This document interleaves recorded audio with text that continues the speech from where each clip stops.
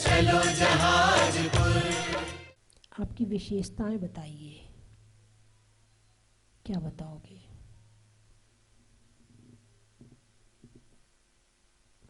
अरे बोलिए ना।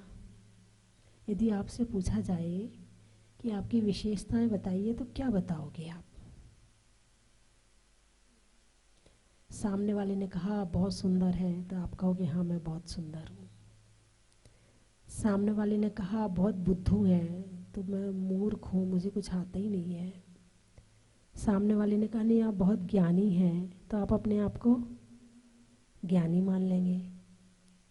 यानी हम वो हैं जो सामने वाले ने मुझ में देखा है।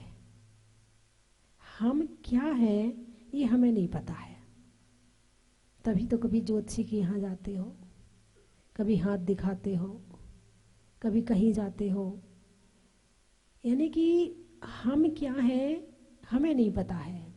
और तो बहुत बड़ी बात तो बाद की है, हमारे शरीर को कौन सी चीज़ नुकसान करती है खाने में और कौन सी चीज़ फ़ायदा करती है ये भी नहीं पता है। आधी बीमारियां केवल इसलिए आती हैं कि हमारे शरीर को क्या सूट करता है क्या नहीं करता ये नहीं पता होने के कारण वो भी खा जाते हैं और बीमार हो जाते हैं। और खाने के बाद भी नहीं पता चलता कि ये चीज़ हमें नुकसान कर रही है। फिर एलर्जी टेस्ट करवाते हो, क्या बात है परेशान हो रहे हैं आजकल, बहुत दिक्कत हो रही है, डॉक्टर कहते हैं एलर्जी टेस्ट करवाओ। फिर एलर्जी टेस्ट करवाते, अच्छा गेहूं से एलर्जी आई है, अच्छा चने की दाल से एलर्जी आई है, अच्छा पपीता से एलर्जी आई है, तब पता चलता है। जबकि शरीर स्वयं रिएक्शन करता है कि तुमने क्या खाया है, तो उसके बाद तुम्हें खुद पता चल जाएगा कि क्या नुकसान कर रहा है। नहीं चल रहा है इसका मतलब तुम असावधानी से जी रहे हो। तो हम क्या हैं ये हमें नहीं पता है। सामने वाले ने बताया कि आपके अंदर ये विशेषताएं हैं और हमने मान ली कि हम ऐसे हैं। जैसे दर्पण होते ना, दर्पण कभी कभी आपने कहीं किसी स्थान पे मेले ठेले में जाके देखा होगा, कई तरह के दर्पण होते हैं। एक दर्पण के सामने जाके खड़े हो तो मोटे लगते हैं, देखा है आपने। एक दर्पण के सामने जाके खड़े हो तो लंबे हो जाते हैं। एक दर्पण के सामने जाके खड़े हो तो मुंह इतना बड़ा दिखता है। एक दर्पण के सामने जाके खड़े हो तो टेढ़े मेढ़े दिखते हैं। लेकिन उन सब में एक दर्पण ऐसा भी होता है जिसमें आप बिल्कुल जैसे हो वैसा ही दिखता है। तो ये दुनिया तो दर्पण है। क्या है ये? दुनिया तो दर्पण है और हम उसमें अपना चेहरा देखते हैं। सामने वाले ने कहा तुम मोटे तो हम मोटे, सामने वाले ने कहा तुम अच्छे तो हम अच्छे, सामने वाले ने कहा तुम खराब तो हम खराब। जो सामने वाले ने बता दिया हम वैसे ही बन गए। यदि सामने कोई कपड़ा आप खरीद के लाए और आपको पसंद नहीं है, ठीक है, आप प्रैक्टिकल देखना कैसे होता है। कोई कपड़ा खरीद के लाए और आपको पसंद नहीं है, लेकिन अब खरीद के लाए हैं तो पहनना तो पड़ेगा। या किसी ने शादी में दिया है तो आपको पसंद नहीं आया, लेकिन फिर भी लाए हैं तो पहनना तो पड़ेगा। अब आप वो कपड़ा पहन के मंदिर में गए। अब एक महिला ने कहा तेरी साड़ी बहुत अच्छी लग रही है। अरे बोलिए ना, कहेगी नहीं? मान लो कह दिया, ठीक है। फिर आप पूजा करने बैठे, फिर एक और आपकी पड़ोसन पूजा करने के लिए बैठी, फिर वो बोली तेरी साड़ी बहुत अच्छी लग रही है। अब आपको क्या लगेगा? अब वो साड़ी खराब लगेगी कि अच्छी लगेगी? हैं? अच्छी लगेगी। क्यों? क्योंकि सामने वाले ने तारीफ कर दी है। आप एक दुकान से सामान खरीद के लाए, आपको सामान पसंद नहीं आया, लेकिन आपकी पड़ोसन या आपकी सहेली आपने फ़ोन पर बताया अरे उसके यहाँ से सामान लाए मुझे तो ठीक सा नहीं लग रहा। अरे नहीं, उसके यहाँ का सामान तो एक नंबर होता है, तो उस पर पूरा विश्वास करना, मैं तो हमेशा उसके यहाँ से खरीदती हूँ, उसके यहाँ का सामान बहुत बढ़िया होता। अब आपको पसंद नहीं भी है, लेकिन यदि सामने वाले ने तारीफ कर दी तो वो सामान आपको अच्छा लगने लगेगा। ऐसे ही खाने में ले लो। अब खाने में तो देखो, वो तो बात दूर की है, ये दुनिया में जितना सामान बिक रहा है ना, वो इसी थीम पर बिक रहा है कि प्रशंसा करने से आप उस वस्तु को अच्छा मानते हो, अपने दिमाग या अपनी बुद्धि से अच्छा नहीं मानते हो, इसीलिए ये संसार में सारी चीज़ें बिक रही हैं। और ये दुनिया में ऐड चल रही है ना, बहुत पैसा खर्च होता है ऐड करवाने में, फिर भी करते हैं ऐड। भाई 1 रुपए का सामान और लाखों रुपए की ऐड है, कैसे दे रहे हैं? वो तुम्हें 10 पैसे 5 पैसे का सामान तुम्हें 1 रुपया में दे रहे हैं। कितने का? 5 पैसे का सामान तुम्हारे पास तक 1 रुपये में पहुंच रहा है। 1 रुपये का सामान तुम्हें 10 रुपये में मिल रहा है। 10 रुपये का सामान तुम्हें 100 रुपये में मिल रहा है। 100 रुपये का सामान तुम्हें 1000 रुपये में मिल रहा है। तुम कैसे खरीद रहे हो ये तुम्हें नहीं पता है, तुम्हारे दिमाग को पढ़ा गया है।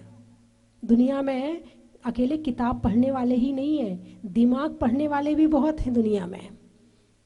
तुम दिमाग पढ़ना नहीं जानते हो, तुम केवल बातें करना जानते हो कि अपनी जितनी पेट में है वो उगल दें सारी सामने वाले को, और सामने वाले की जितनी सुन ले सारी। देखे तो वो क्या कहती है, देखे तो वो क्या कहती है, बस इससे ज़्यादा सोच है ही नहीं है ऊपर। या अपनी दुकान चला लें, या अपनी गृहस्थी चला लें, या अपने बच्चों, बस इतनी सोच में ही जी रहे हैं। लेकिन दुनिया में ऐसे लोग भी हैं जो सारी दुनिया का दिमाग पढ़ते हैं, और वो लोग फिर जानते हैं कि सामान कैसे बेचना है, ऐड कैसे बनानी है, और उसमें क्या दिखाना है ताकि ये हमारा सामान खरीद ले। एक व्यक्ति बोला, विदेश का था, बोले मैं भारत वालों को 1 रुपये का आलू 20 रुपये में बेच सकता हूँ। एक आलू कितने का? 20 रुपये का। बोले पागल है क्या, एक आलू कहीं 20 रुपये का होता है? बोले मेरी गारंटी, मैं बेच के दिखाऊंगा। बोले ये खरीदेंगे, और ऐसे नहीं, ये 10 बार खरीदेंगे, 10 बार नहीं, ये 100 बार खरीदेंगे। बोले कैसे खरीदेंगे? बोले ये ऐसे खरीदेंगे, एक आलू की मैंने चिप्स बनाई, उसमें बढ़िया सा मसाला डाला, चटपटा जो इनकी जीभ को अच्छा लगे वो मसाला डाला, और एक पैकेट में हवा भर के, और 10-15 वो चिप्स होती हैं, बाकी हवा भरी होती है।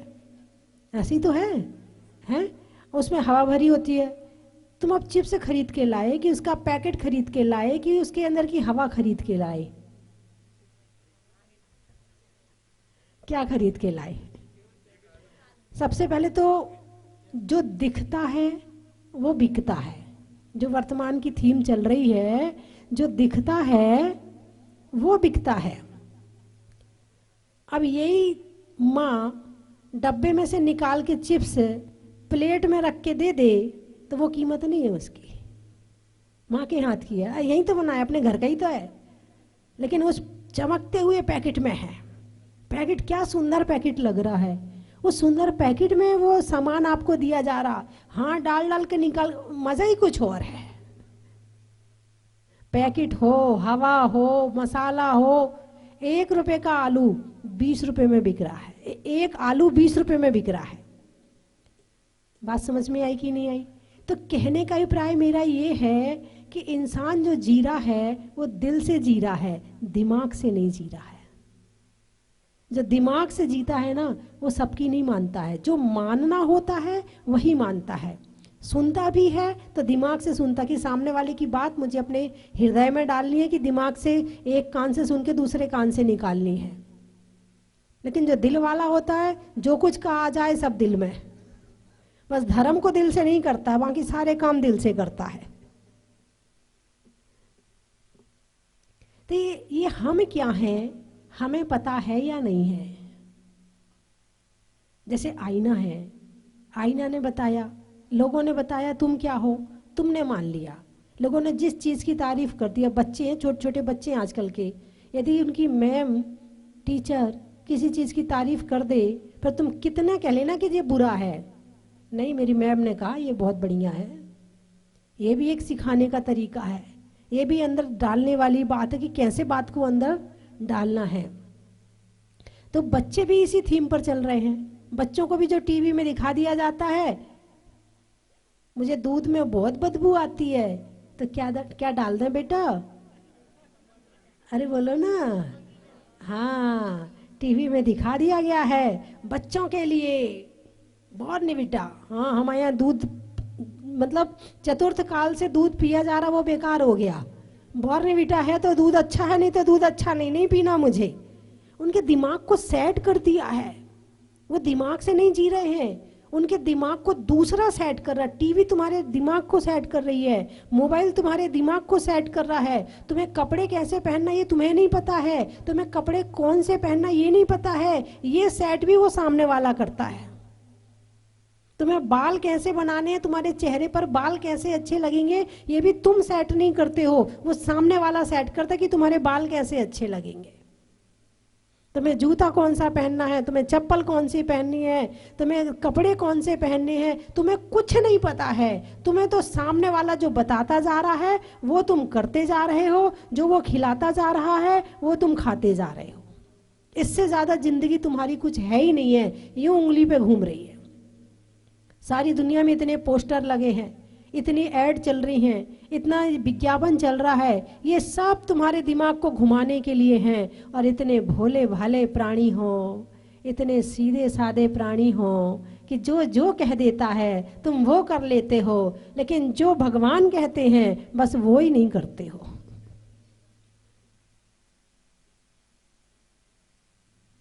बोलिए हाँ या ना। उन सभी दर्पण में एक दर्पण ऐसा भी है जैसे तुम हो वैसा दिखाता है, और वो है जिनवाणी का दर्पण, वो है धर्म का दर्पण। जो इसमें अपना चेहरा देख लेता है, जो भगवान में अपना चेहरा देख लेता है, जो भगवान को देख करके समझ लेता कि जैसे भगवान है वैसे मैं हूँ, तो उसकी जिंदगी फिर अन्य दर्पण से हट के खुद की पहचान हो जाती है। और जिसको खुद की पहचान हो जाती है उसकी जिंदगी उसके अनुसार चलती है, दूसरे के अनुसार नहीं चलती है। अब आप देख लो कि आपको अपनी जिंदगी जीना कैसे है, अपने अनुसार जीना है या दूसरे के अनुसार जीना है। आप कौन हो? मनुष्य हो। आप कौन हो? मनुष्य हो। आप मनुष्य हैं तो आपको किसने बताया कि आप मनुष्य हैं? अरे बोलिए ना। सामने वाले ने मान लो जिनवाणी ने बताया, भगवान ने बताया, सत्य बताया, 100% सत्य बताया कि आप मनुष्य हो। आपको मालूम है कि आप मनुष्य हो। बड़े संस्कारित होते हैं मनुष्य पर्याय में सभी। जो मिल जाए वो ही नहीं खाते, बना के खाते हैं, बिनार के खाते हैं, पका के खाते हैं, देख के खाते हैं, कुछ भी नहीं खाते हैं। संस्कारी है मनुष्य, पहनते हैं कपड़े, हर तरह से सस्ते हैं, संवरते हैं, सब काम करते हैं, है ना। लेकिन आप पशु पर्याय में देखो, एक कुत्ता मान लो, कुत्ते को पता है कि वो कुत्ता है, तुम्हें पता है कि वो कुत्ता है, लेकिन कुत्ते को पता है क्या वो कुत्ता है?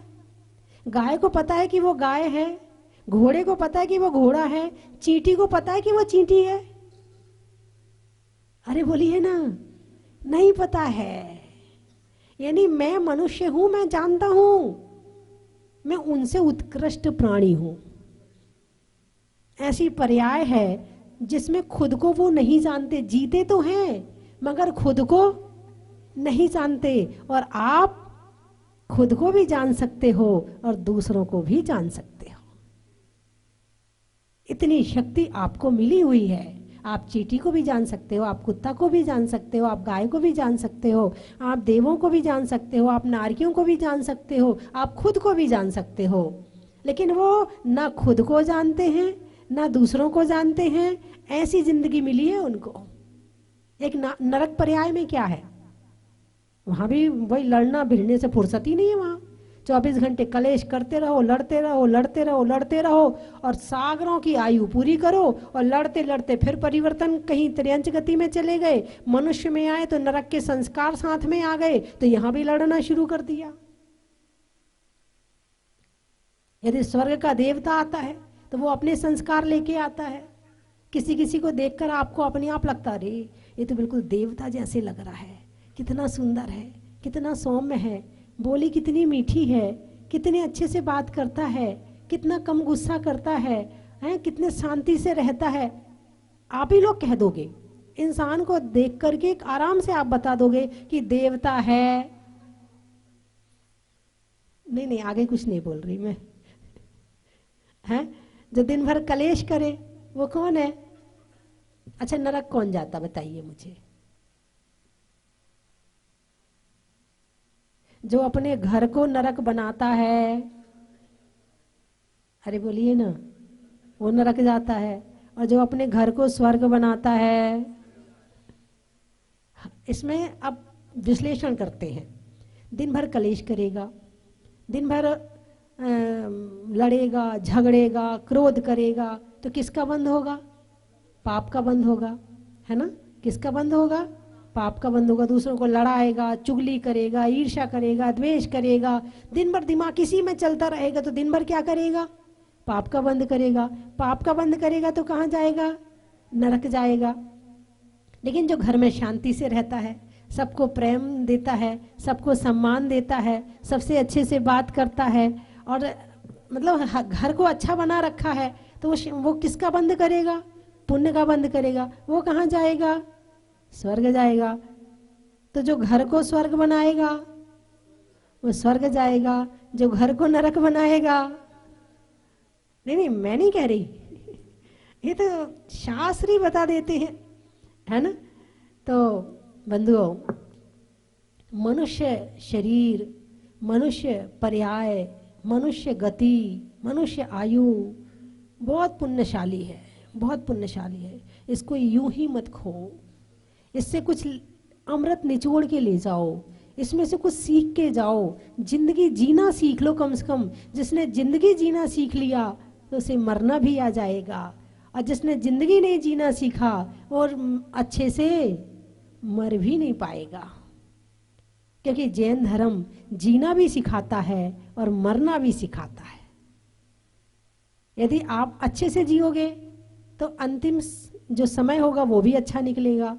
सारी जिंदगी की साधना अंतिम समय में पता चलती है, और अंत अच्छा हो गया तो अगला जन्म अच्छा हो गया, अगला जन्म अच्छा हो गया तो सब अच्छा अच्छा होता चला जाएगा। और एक जन्म बिगड़ गया तो फिर आगे संभालना मुश्किल हो जाता है। वो सीढ़ी होती ना, सीढ़ी में से एक नीचे वाली निकल जाए, फिर क्या होगा? ऊपर चढ़ पाओगे? नहीं चढ़ पाओगे।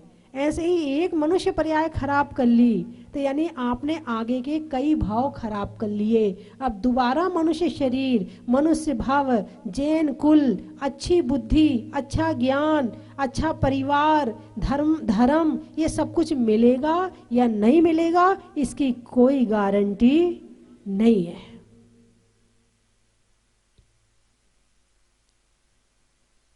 चर्चा छह ढाला पर चल रही है। छह ढाला में मनुष्य गति के दुखों पर चल रही है। कोई पुत्र भी नानित झूरे, होए मरे तवे रोवे, खोटी संतति सो दुखे उपजे, क्यों प्राणी सुखे सोवे। कोई पुत्र बिना नित झूरे, किसी का पुत्र नहीं है तो 24 घंटे आर्त ध्यान चलता, मेरा बेटा नहीं है, मेरा बेटा नहीं है। अब पता नहीं बेटा आ जाएगा तो इन्हें स्वर्ग भेज देगा, क्या करेगा पता नहीं है, इन्हें सुखी करेगा कि नहीं करेगा, लेकिन अभी तो सुखी करेगा, ऐसी भावना मन में पैदा हो रही है। और 24 घंटे उसी का आर्त ध्यान चल रहा, बेटा बेटा बेटा, नाती नाती, पोता पोता। दादी को भी टेंशन, पिता को भी टेंशन, माँ को भी टेंशन, दादा को भी टेंशन, पूरे परिवार को टेंशन। अरे भाई आ जाए तो वेलकम, नहीं आए ठीक बात है ना? आने वाली संतान अपना भाग्य लेके आएगी, आने वाली संतान उसका भी तो भाग्य होगा, अकेले तुम्हारा भाग्य थोड़ी है। उसको इतने अच्छे परिवार में पैदा होना हो, इतने अच्छे घर में आना है, इतने अच्छे माता पिता मिलना है, तो उसका भी तो पुण्य होना चाहिए। अकेले तुम्हारा पुण्य थोड़ी काम करेगा। जिसके जीवन में सुख होगा, बेटा ऐसे हैं कि भाई जिनके मान लो भिखारी हैं, तो भिखारी के यहाँ भी बेटा पैदा हो रहे हैं, हो रहे कि नहीं हो रहे हैं? हो रहे हैं ना, लेकिन कैसे हैं? भिखारी का बेटा क्या बनेगा? तो अच्छे घर में संतान आने के लिए उस संतान का भी पुण्य चाहिए। यदि जब तक संतान का पुण्य नहीं होगा तो वो भी तुम्हारे घर में जन्म नहीं ले सकती है। इसलिए यदि लड़कियां भी हैं तो कोई बात नहीं, लड़का आ गया तो कोई बात नहीं, दोनों जीव हैं, दोनों आत्मा है। और कभी किसी को ये मत कहना ये तेरे लड़का नहीं है। सामने वाले को टॉर्चर करने में पीछे नहीं छोड़ते। मेरे तो 3 लड़के हैं, हाँ पता चलेगा 3 आखिरी समय में कौन रखेगा तुम्हें, कौन तुम्हारी सेवा करेगा। हो सकता है 2 लड़कियां भी हो तो वो तुम्हारी सेवा कर दे, 1 भी हो तो सेवा कर दे, और हो सकता है वो 3 भी सेवा ना करे।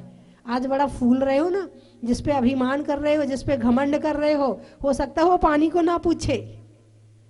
वो बहू कहेगी उसके यहाँ चली जा, वो बहू कहेगी उसके यहाँ चली जा। पहले तो बड़ा घमंड था, और जिसपे घमंड कर रहे हो वो ही चूर चूर कर देगा घमंड तुम्हारा। तो इसीलिए घमंड नहीं करना है तो बहुत अच्छी बात है, और नहीं है तो भी कोई बात नहीं है। कहा है ना, जो मिला वो किसी से कम नहीं, और जो नहीं मिला उसका गम नहीं, है ना। लेकिन भगवान से ये प्रार्थना करना, जो भी हो अच्छा हो, जो भी हो संस्कारी हो, जो भी हो धर्म को बढ़ाने वाला हो, जो भी हो खुद सुखी रहे और हमें सुख देने वाला हो। यदि ऐसा पुत्र आता है तो आ जाए, और नहीं आता है तो नमो अरिहंताणम नमो सिद्धाणम। ऐसे विचार मन में रखना। और आप लोग तो नियम ले लो, कभी किसी से ये नहीं कहोगे तेरे लड़का नहीं है, तेरे बेटा नहीं है। ले सकते हैं नियम? अरे बोलिए ना, ले सकते हो कि नहीं ले सकते हैं? कौन कौन ले सकता है? हाथ उठा के बताओ कि आज के बाद से ये नहीं पूछेंगे किसी से तेरे लड़का नहीं है, तेरे बेटा नहीं, दो लड़कियां, 3 है तेरी, ऐसी तो पूछते हो। सामने वाले को बेचारे को उसको कोई टेंशन नहीं होगी तो तुम टेंशन देके चले जाओगे। बंधुओं, कोई पुत्र बिना नित झूरे होए मरे तब रोवे। कई बार हो जाता है कि पुत्र पैदा भी हो जाए, कोई 1 साल में चला जाता है, किसी का 2 साल में चला जाता है, किसी का 4 में, किसी का 10 में, किसी का 15 में, किसी का 20 में, किसी का 25 में, किसी का 30 में, किसी का 40 में चला जाता है। पुत्र हुआ भी और चला गया। नहीं था तो टेंशन, चला गया तो टेंशन। कोई पुत्र बिना नित झूरे होए मरे तब रोवे, खोटी संतति सो दुख उपजे। और किसी का हुआ तो सही मगर वो बिगड़ गया, गलत रास्ते पर चला गया, बात नहीं मानता है, सुनता नहीं है, अपने मन की करता है, गलत दोस्तों के साथ रहने लगा, गलत काम करने लगा तो टेंशन। नहीं था तो टेंशन, चला गया तो टेंशन, है तो टेंशन। बात समझ में आई कि नहीं आई? है तो भी और नहीं है तो टेंशन तो होना ही होना है। बस ये समझ के रखो, यदि आपने गृहस्थी में पांव रखा है, काजल की कोठरी में कैसो भी सयानो जाए, एक दाग लागे तो लागे जरूर है। यदि आपने गृहस्थी बसाई है तो बिना टेंशन के तुम रह ही नहीं सकते हो। अब वो टेंशन किस तरह की होगी वो बात अलग है। तो घर में रहकर भी यदि कोई सुखी करे तो उसका नाम है धर्म। घर में रहकर भी यदि कोई आपको अच्छा बना सकता है तो उसका नाम है धर्म। और घर में रहकर गृहस्थी को आप कहते हैं ना, गृहस्थी है ना, गृहस्थी कहते हैं ना, और एक कहते हैं गृहस्थी धर्म, गृहस्थ धर्म और मुनि धर्म, श्रावक धर्म और मुनि धर्म, दोनों को धर्म कहा है। अब विचार करो इसको, गृहस्थ धर्म या श्रावक धर्म और मुनि धर्म। तो ऐसा नहीं कि घर में रह के धर्म नहीं हो सकता है, घर में रहकर तो इतना धर्म हो सकता है कि 16वें स्वर्ग चले जाओ। यूं श्रावक व्रतपाल स्वर्ग 16 उपजावे। घर में रहकर के इतना धर्म हो सकता है कि 16वें स्वर्ग, पहला दूसरा तो यूं मिल जाएगा, थोड़ा ही कर लोगे ना इतने ही में मिल जाएगा पहला दूसरा स्वर्ग तो, लेकिन करो तो सही। मन में भगवान को रखो तो सही, आत्मा परमात्मा की पहचान करो तो सही, जिंदगी अपने मनुष्य के हिसाब से जियो तो सही, कि जो फैशन में चल रहा है बस वो ही करना है, जो कपड़े सब पहन रहे हैं वही हमें पहनना है। सब लोग हाफ पैंट पहन रहे हैं,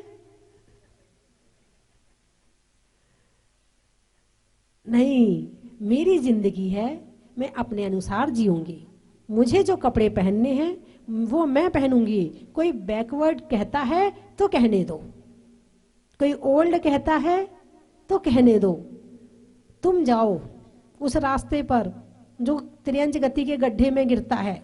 हमें पता है कि ये रास्ता त्रियंच गति में गिर जाता है, जब हमें पता है फिर भी हम सामने वाले के कारण से उस रास्ते पर जाके उस गड्ढे में गिरे, ये कौन सी बुद्धिमानी है? जब हमें पता है कि ये रास्ता गलत है, सही नहीं है, नहीं नहीं हमारी तो छूट है, रात्रि भोजन की बाहर की छूट है, हम घर में नहीं खाते, मगर बाहर तो देखो अब जाते हैं तो करते नहीं करते हो। उन बाहर वालों के लिए खा रहे तुम अपने लिए नहीं खा रहे हो। जब तुम्हें अपने लिए नहीं खाना है तो उनके लिए क्यों खाना? यदि तुम नरक जाओगे, तुम त्रियंच गति में जाओगे, तो क्या वो तुम्हें बचाने आएंगे? क्या वो तुम्हारे दुख कम करने आएंगे?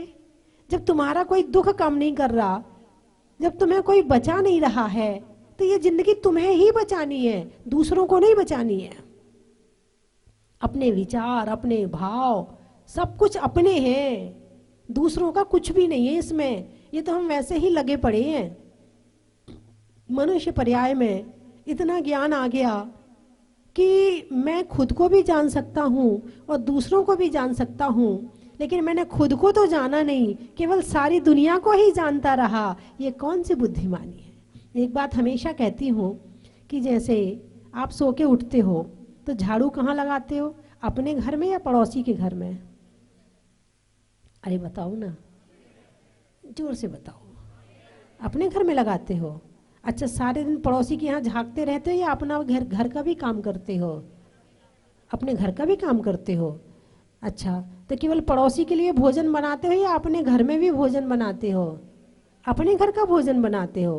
बहुत अच्छी बात है, अच्छे लोग बैठे हैं यहाँ पर, बहुत समझदार लोग बैठे हैं। तो आप लोग जितने मुरार वाले बैठे हैं तो मुझे तो सारे समझदार लगे, है ना। अब मैं आपकी समझदारी अब देखती हूँ, है ना। तो मैं कौन हूँ, आत्मा या शरीर? अच्छा, तुम जीव हो, आत्मा नहीं हो। अच्छा, आत्मा ही जीव हो, अच्छा ठीक है। तो तुम आत्मा हो या शरीर? आत्मा हो। तो आत्मा तो हो गया मेरा घर, और शरीर और बाकी दुनिया की जितनी चीजें वो सब हो गई दूसरे का घर। इसको ऐसे उदाहरण से समझेंगे, बाकी सब कुछ हो गया दूसरा घर, पड़ोसी मान लो, पड़ोसी, और आत्मा हो गया मेरा घर।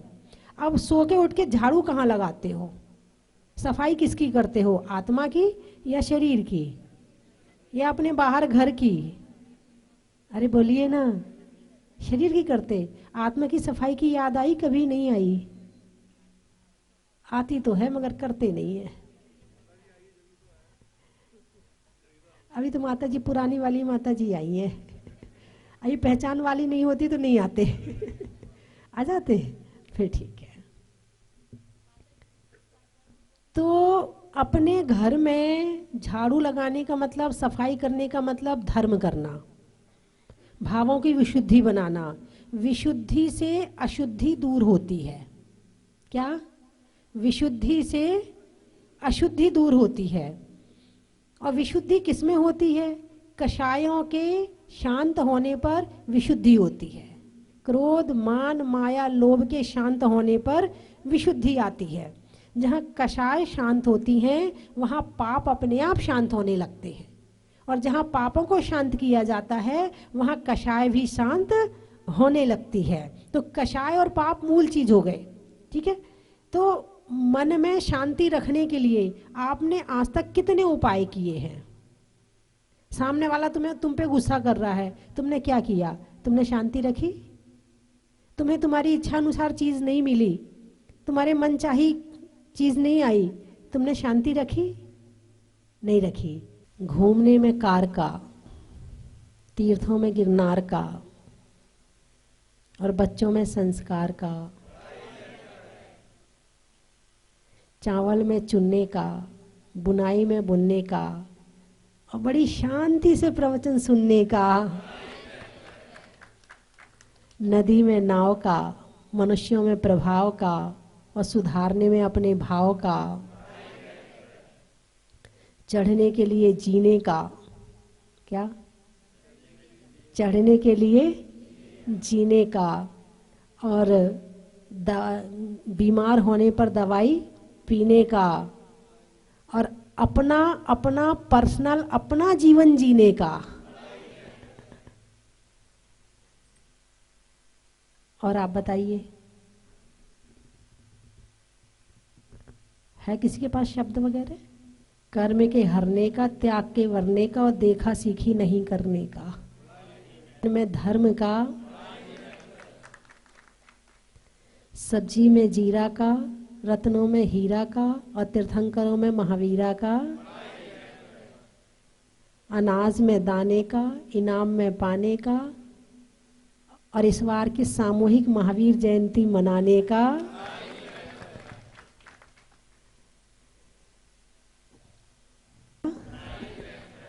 शाम को देख लेना, शाम को आएंगे आप।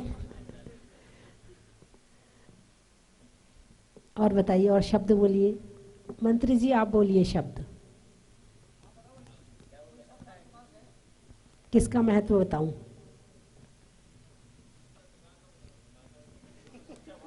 सच्चा भाव का, मनुष्यों के स्वभाव का, मनुष्यों के नदी में नाव का, और मनुष्यों में अपना अपना सच्चा स्वभाव का।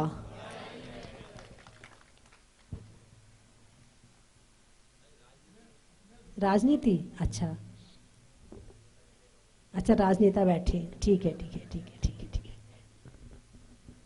मनुष्यों में प्रीति का, गीतिका में गीति का, और धर्म के साथ चलने वाली राजनीति का,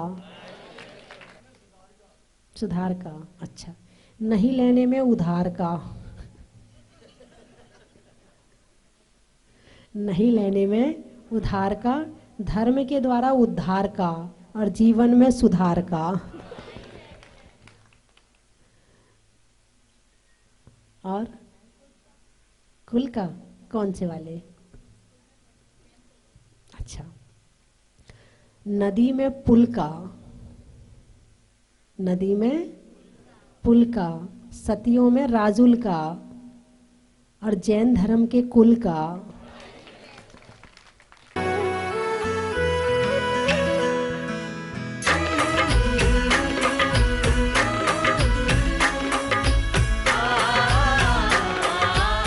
चन की थाल को सजाओ रे आज, रत्नों की थाल को भर लाओ रे आज।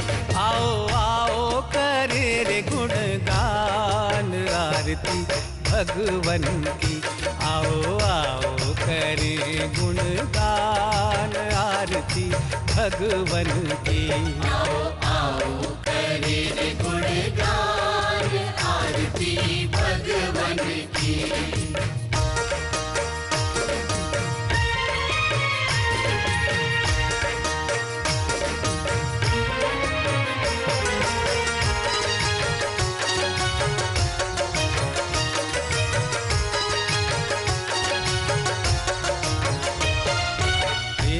सुमित्र के राज दुलारे, माँ पद्मा जी के नैनों के तारे।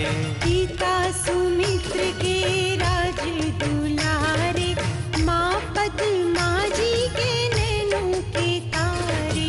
राजगृही में जन्म लियो आप, राजगृही में जन्म लियो आप। आओ आओ मनाए खुशी आज आरती भगवन की।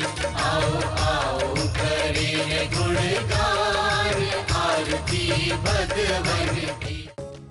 परम विदुषी लेखिका गणिनी आरिका रत्न श्री 105 स्वस्ति भूषण माता जी, जिन्होंने मात्र 20 वर्ष में 100 से भी अधिक किताबें लिखकर जैन समाज को अनूठा योगदान दिया है, बड़े बड़े विधान जैसे कल्पद्रुम महामंडल विधान, सिद्ध चक्र महामंडल विधान, इंद्रध्वज महामंडल विधान एवं विशेष जिनपद, पूजांजलि आदि महत्वपूर्ण साहित्य बहुत ही सरल व सुबोध शैली में लिखे हैं, जिसमें गद्य एवं पद्य साहित्य भी समाहित है।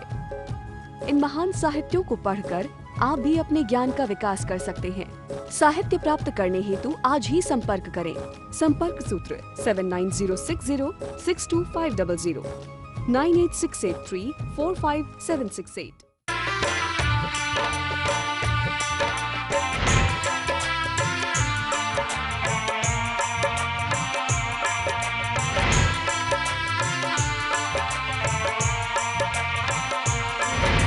चलो रे चलो चलो चलो रे चलो चलो जहाज